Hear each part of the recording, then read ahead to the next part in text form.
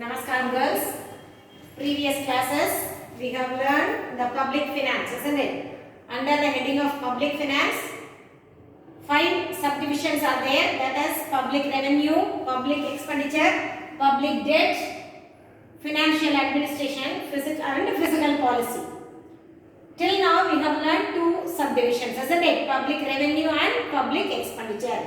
The third one is public debt. In the 18th and 19th century, the role of a state was very minimum. They don't need to spend much for the public welfare. But 20th century compared to 18th and 19th, 20th century, the state or the nation is considered to be a welfare state. It concentrates only on the people welfare. So it becomes a welfare state. As its responsibilities are increased, the government has to spend more on the public welfare. To spend money, it needs, isn't it? It has to get the revenue. If it doesn't get the revenue, what we have to do? Usually take our family. If we are not satisfy our wants, or if we are not able to spend for the necessary expenses, what we have to do? For some critical stages, we used to borrow, isn't it? We used to borrow from others, or we used to keep the gold loan and other. We raised a loan. If we are not have the fund is deficit, if we are not have enough fund, enough money, we have to borrow from others. The same way, if the government doesn't get the required amount, it has to get the money from different sources. That is called public debt. Why the public debt has been increased? Because in the 20th century, the government has its responsibility, because it is a welfare state. It has to take the requirement of the, it has to fulfill the requirement of the people. So it has to get the revenue. Already we have studied the sources of revenue, that is tax revenue and non-tax revenue. Apart from that, if it needs money, what it have to do? It has to borrow from individuals or institution. By how can the government borrow from individuals? Do you give money to government to get its, if it needs money? No, we are not giving individually. Then how we are giving money to government? By issuing the bonds, the government will get the money from us. If the government needs money, it started issuing the bonds, security bonds. If we buy the security bonds, by buying the bonds, we are giving the money to the government. That money will be used for the public debt and public expenditure. Under this heading, public debt, we have 2 types of public debt. One is internal debt and the external debt. Internal debts, the main sources of internal debts. What are the main sources of internal public debt? First one, as I said, it can collect the money from the individuals by issuing the government bonds and securities. So, if the government issue bonds or security, it will be a secured one. So, the people, they are ready to buy the security. During the inflation period, we studied the government sell bonds and securities. The same way, if the government needs money, it used to sell bonds and government securities. So, it collect the money from the individual and used as a debt. And second one, the banks and both private and the public banks, they also buy bonds from government. Not only the individual, even the banks, private banks and public banks, government banks, they also buy the security from the government. Non-financial institution like LIC.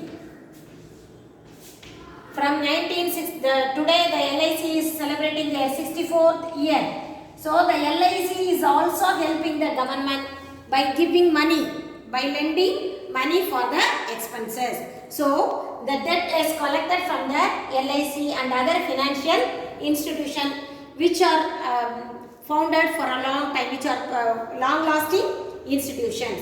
And sometimes if the public debt increases, what would the government do? If they need money, the central bank, sometimes it will issue notes.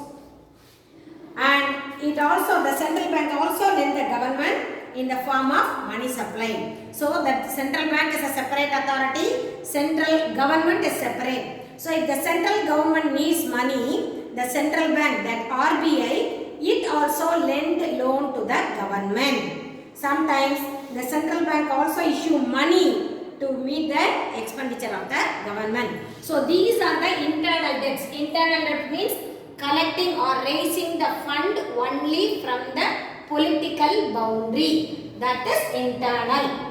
External, apart from the political boundary. That is borrowing from other international organization. Already I told, IMF, International Monetary Fund, World Bank, Asian Development Bank, ADB. So these are all the financial institutions which are working in abroad, Geneva and other places. So from there also, India, if it needs money, it can borrow the money. So once if it's borrow the money, it has to repay it. So that is called public debt. Public debt means nothing but raising the fund, borrowing the money from internal sources and external sources. So these are the internal sources, that means collecting the fund, raising the loan within the political boundary. This is raising the loan apart from the political boundary through international some organization. Pass on this book.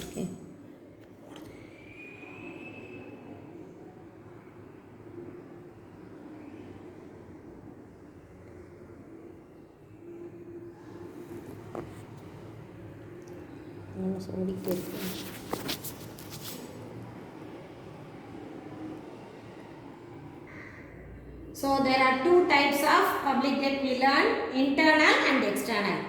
Why do we need money? Why does the government borrow money? Why does it needs to increase in public debt? So now let us see the causes for the increase in the public debt. Why the government is raising loans or borrowing loans? What is the purpose? First one, war and preparation of war. Isn't it? Nowadays, all the countries, they had a conflict. So to prove that we are developed and we are powerful, strong, we should show our strength by using the powers, weapons. So for using the weapons and using the nuclear weapons, atom and other things, it has to spend more money on the preparation of war. Last month we bought Rafale, I already told you, isn't it? Rafale flights we bought only for the defense purpose, isn't it? So for those things the government has to spend money. If it doesn't have the money, it has to borrow from others. So for the war and war preparation, waging war is a big one of the important cause for incurring debts by the government, because I already told you in the modern world we are using the nuclear weapons. It costs more. So it has to spend more money. It needs more money. So the public debts are increasing. Social obligations. Because the modern state is considered to be the welfare state and the population of the state is also very high. So it has to prepare, or it has to do public health, sanitation, education and insurance, transport and communication for all the people in the society. So it has to increase its services. So to increase the services, it needs money. If the government does not have money, it has to borrow the money. So the public debts is increasing for the welfare of the public, to increase the welfare of the public, because the population is also high. So it has to do the service in a vast manner, wider manner. So it has, the public debt is increasing. The third one is economic development and deficit. The government has to do many projects, isn't it, to show its being a developing country. It has to do many changes in the infrastructure of the society, building dams, building industries and other things. So to do all these things, the government needs money. So the public debt is increasing. It has to borrow from others. And employment, most of the modern state we are facing the problem is unemployment. So to solve the problem, to bring a solution to the problem, the government has to increase the industries and employment opportunities to the public by starting the various industries or various companies. To start a company, it needs money. So it increase the public debt is increasing. It has to borrow. Controlling inflation, that I already told you, isn't it? If the circulation of the money is high in the society, the government issues bonds and securities to the people to control the inflation. So if the increase in the inflation, so to control inflation, the government increase the sell the public securities and bonds. So by selling the bonds and securities, it controls the money supply. So it use that money for the public debt. Flighting depression, I already told you, during the trade cycle, the depression period, during the depression period, private they do not do any investment. The government has to do the investment. Autonomous investment, already you have studied, isn't it? So to bring the economy up, to pull the economy, the government has to do the autonomous investment. So to invest in any industries or any projects, it needs money. So the public debt is increasing. So these are all the causes for the increase in the public debt. So once you buy or borrow money, you have to repay it, isn't it? Repaying is very, very important. It shows our character. So as we are very intent to show our character by repaying the borrowing or getting money from others, the government also has the same responsibility to repay the public debt. How it repay the public debt? What are the methods? So now we are going to see the methods of redemption of public debt. The word redemption is nothing but repaying. The word redemption means repaying. How the government is repaying the debt. What are all the sources? How it gets money or how it accumulates the money to repay the debts. The first one is sinking fund. In this method, the government it establishes separate fund as a sinking fund. It started collecting a separate fund for every year.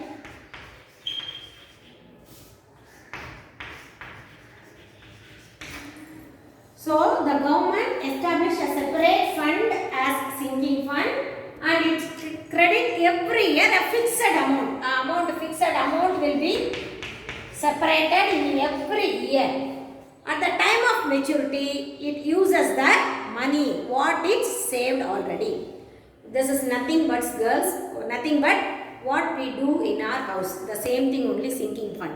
To repay the debt, what we used to do every month, we used to keep a amount separately, isn't it? 100 rupees, 200 rupees separate. 1 year on 1000 rupees. If we borrow 1000 rupees from our neighbors or from our friend or relatives, we used to collect the money gradually. One fixed amount. Every month, one fixed amount collect. End of the year, 1000 rupees collect. The same way, the government also separate the fund. A fixed amount of money every year. And after the maturity of the public debt, it repay the amount, the maturity amount. The fixed amount, they will use the money for repaying the public debt. This is known as sinking fund. With interest order, they will repay the amount. This was introduced in England by Balfour. Who introduced this? In the people of England, they used. It was introduced by Walpole. He is the man who introduced this sinking fund. Then next one is conversion. What is the meaning for conversion? It's a loan is another method of redemption. That is, old loan is converted into new loan. What do you mean by this? In our day-to-day life, we are doing this. If you are borrow money in the gold loan at the bank, if you are not able to pay back within a year, what we used to do? At the end of the year, during the maturity time, we can approach the bank and we can ask them to convert the loan. What do you mean by converting? The same loan amount will be continued with different rate of interest, particularly the higher rate of interest. So, loan from lower level to higher interest rate. Low interest to higher interest. That is converting.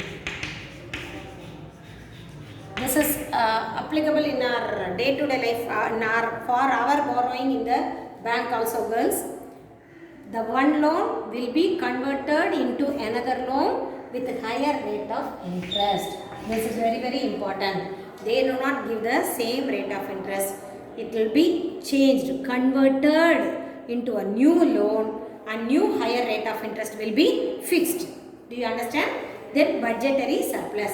If there is a surplus in the budget, do you know what is a budget, isn't it? The trial balance. The debt and credit side will be there. If there is a surplus in the budget, what do you mean by surplus? I already told you, excess. If there is an excess income in the budget, they can use this excess income to repay the public debt. And then terminal annuity. What do you mean by terminal annuity? So the government pay off the public debt on the basis of terminal annuity. That is what we are saying. EMI. We are using the word EMI. Equal monthly installment. Equated monthly installment. I think so. So adhe mari the government also have the terminal annuity. That means every year it will pay back the certain amount to the borrower, to the lender. So that is called a terminal annuity. So it pay off the loan by paying a fixed amount annually. That is annuity, terminal annuity. And then the next one is repudiation. What does it mean by? It means by I am not paying. That means it is not interested to pay. That is repudiation. This is the easiest way for the government to get rid of the burden of payment of a loan. In such cases, the government what it do? It doesn't recognize its obligation to repay the loan. That means it does not pay off the loan but destroying it. That means I won't give back the loan. But usually the government did not do such way because the faith on the belief on the government will be go down. So the government never use this repudiation way to pay back the loan. Here this is not paying back. I am not able to pay. The government will say I am not able to pay. It waive off the loan. That means it cancel the loan. That is repudiation.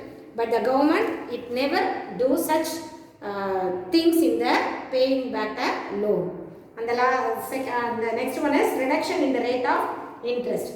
Another method is reduction in the rate of interest. As I said, the low rate is into higher rates while we are converting the loan. Here, the higher rate of interest will be converted into lower rate, so that they can pay less amount to pay back its loan. So here, the rate of interest during the time of financial crisis, it can change the rate of interest.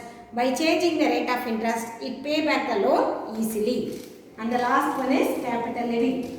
When the government imposes levy on capital assets owned by an individual or any institution, it is called capital levy. That is the minimum limited amount. The capital, those who are having the assets in the above limited level.